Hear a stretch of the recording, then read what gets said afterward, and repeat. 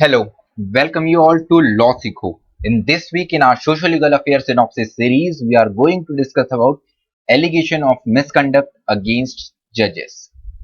तो हम आगे बढ़े उससे पहले लॉ सीखो के ये कुछ कोर्सेज और पैकेजेस है।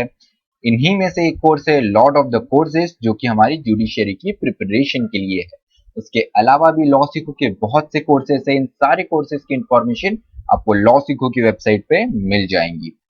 तो आज का जो हमारा डिस्कशन है ये करंट अफेयर का इशू कैसे बना, उसके पीछे रीजन है जगन वर्सेस जुडिशरी कंट्रोवर्सी।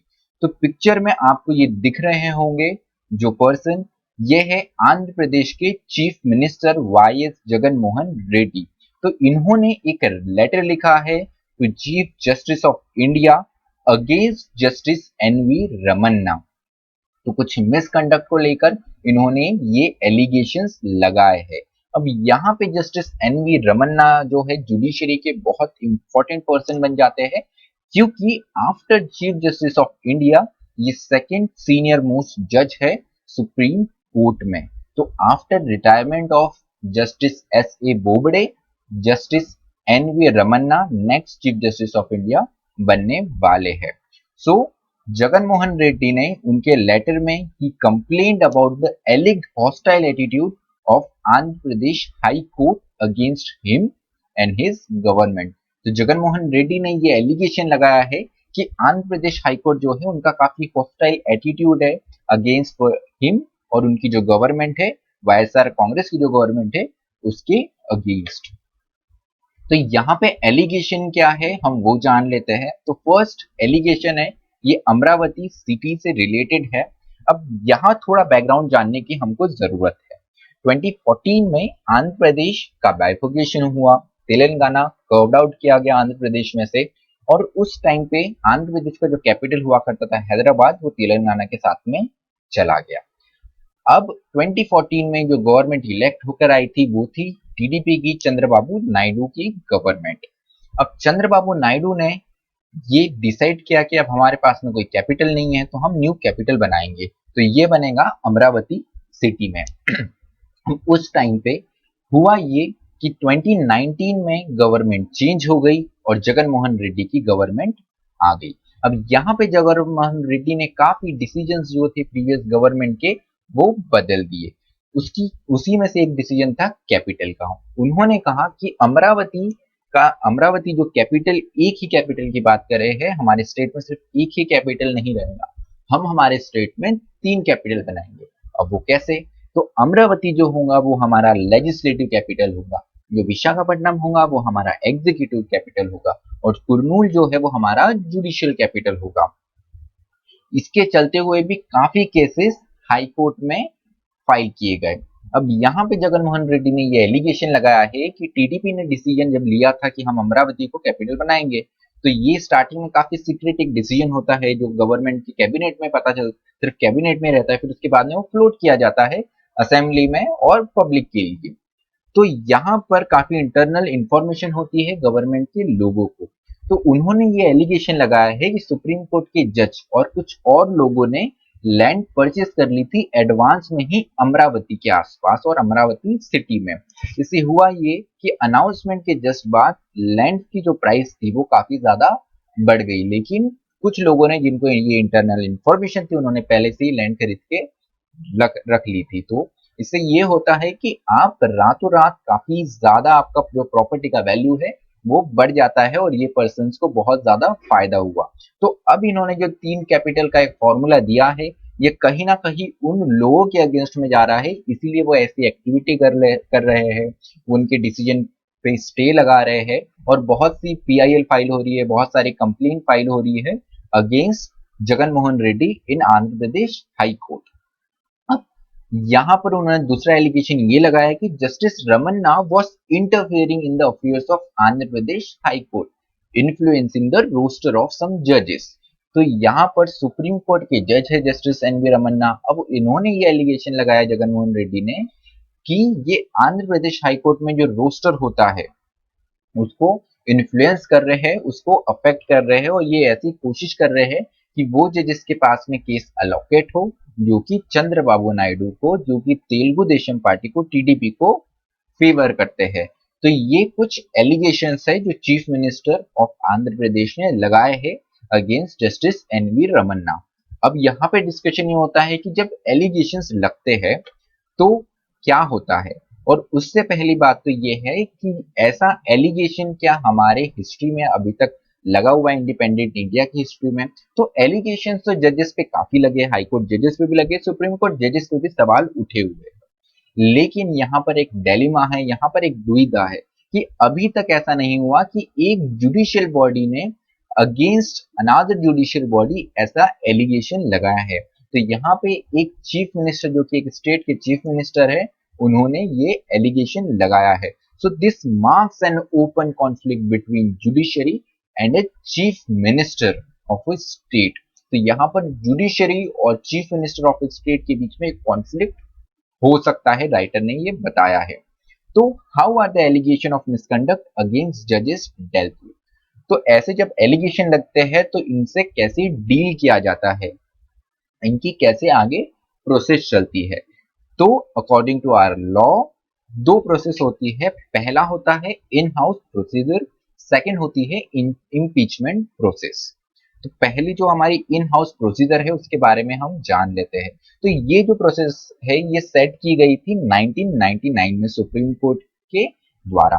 तो इसमें जो भी जुडिशियल फंक्शन डिस्चार्ज करते हुए कुछ मिसकंडक्ट पता चलता है जजेस का, या उनका behaviour not only inside the court, outside भी कोई ऐसा बिहेवियर कोर्ट के बाहर चलता है जो कि ठीक नहीं है, तो उनके against in house process start किया जा सकता है। तो जान लेते हैं ये इन हाउस प्रोसेस क्या होता है सुप्रीम कोर्ट का। तो सबसे पहले आता है कि अगर आपको इन हाउस प्रोसेस इनिशिएट करना है तो कौन कर सकता है, कंप्लेनेंट कौन हो सकता है? तो यहाँ पे any person can file a complain of misconduct. तो यहाँ पर कोई भी पर्सन फाइल कर सकता है कंप्लेन ऑफ मिसकंडक्ट। तो किसके अब कौन फाइल कर सकता है ये हमको पता चल गया। अब किसको फाइल करना है, person to whom complaint must be filed. Second thing आती है, तो ये आप फाइल कर सकते हैं चीफ जस्टिस ऑफ इंडिया या प्रेसिडेंट ऑफ इंडिया को। उसके बाद में बात आती है आपने कंप्लेन फाइल कर दी, उसके बाद में जो थर्ड थिंग आती है वो रहती है प्रिलिमिनरी इंक्वायरी, प्राथमिक जांच। तो इसमें chief justice of India is required to determine whether the complaint is either frivolous or serious. If the complaint is frivolous that relates to a pending case, no further action will be taken। तो अगर ऐसी complain या तो फ्रिविलियस होती है या उस conduct पे जो सवाल उठाया उसके लिए ऑलरेडी कोई केस चल रहा है, तो ये केस जो है, ये जो कंप्लेन है, वो चीफ जस्टिस ऑफ इंडिया वही ड्रॉप कर सकते हैं और कोई उस पर एक्शन नहीं लेंगे।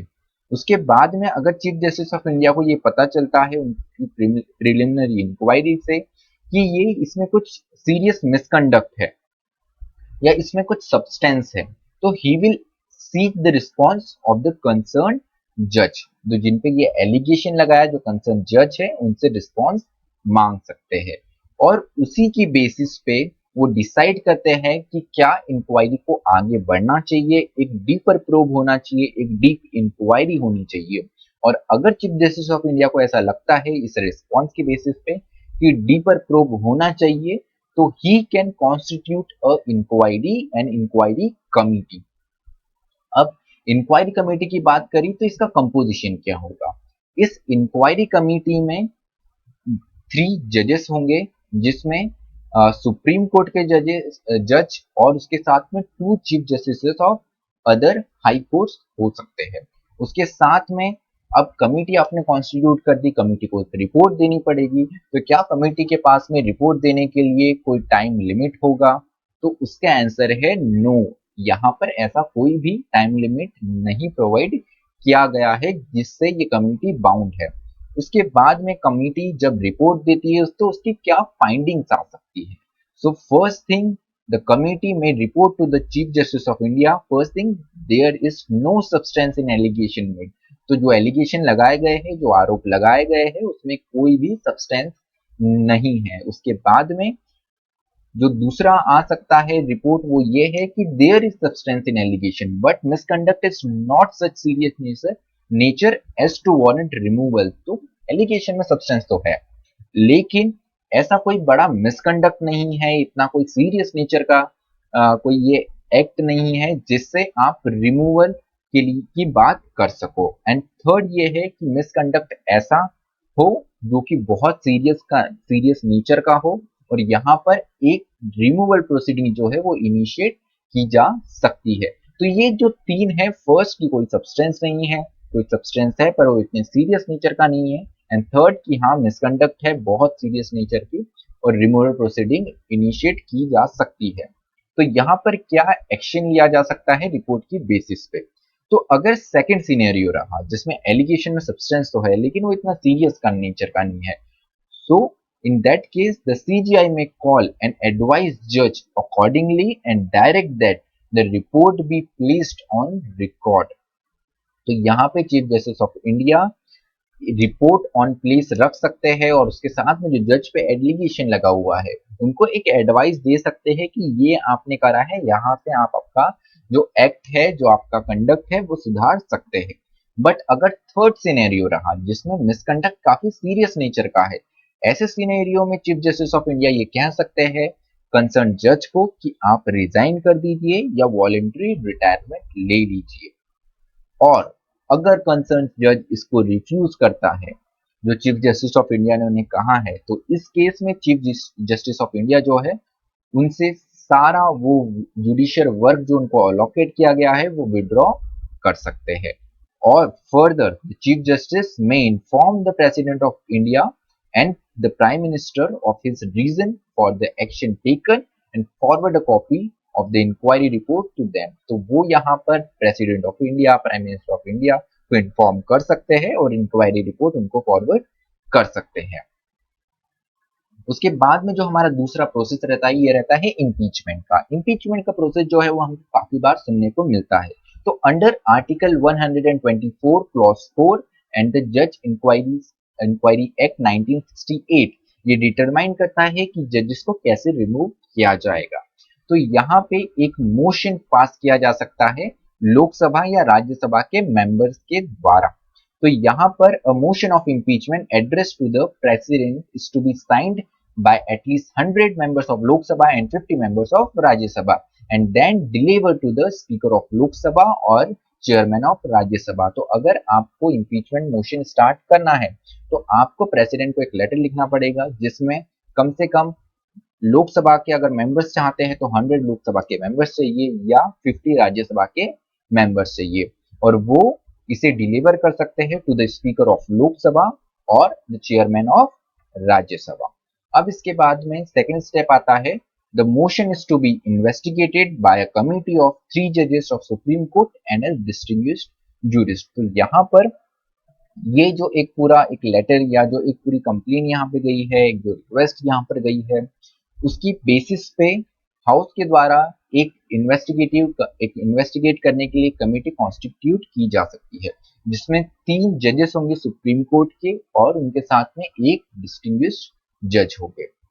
उसके बाद में कमेटी अपना रिपोर्ट देगा and if the committee find the जज गिल्टी ऑफ मिसबिहेवियर और that he suffers from incapacity the motion along with the report of the committee is taken up for consideration in the house where motion was moved। तो अगर कुछ allegation मिलता है, नहीं मिलता है तो आप ड्रॉप कर दे सकते हैं, लेकिन अगर मिलता है तो वो कमेटी का रिपोर्ट के साथ में ये हाउस में टेबल किया जाएगा इसकी कंसिडरेशन पे और वहां पर एक मोशन मूव किया जा सकता है। उसके बाद में the judge is then removed by requisite majority, that is majority of total and 2/3 of its member present at the voting। तो जज रिमूव किए जा सकते हैं, लेकिन उसका एक रिक्विजिट एक रिक्वायरमेंट ये होगा कि majority of total and 2/3 of its members present and voting. तो ये रिक्विजिट होगा तभी रिमूव किया जा सकता है जज को। तो आज का जो हमारा डिस्कशन है वो यही खत्म होता है, वो यही समाप्त होता है। Thank you so much for listening me. Stay tuned to Lossico।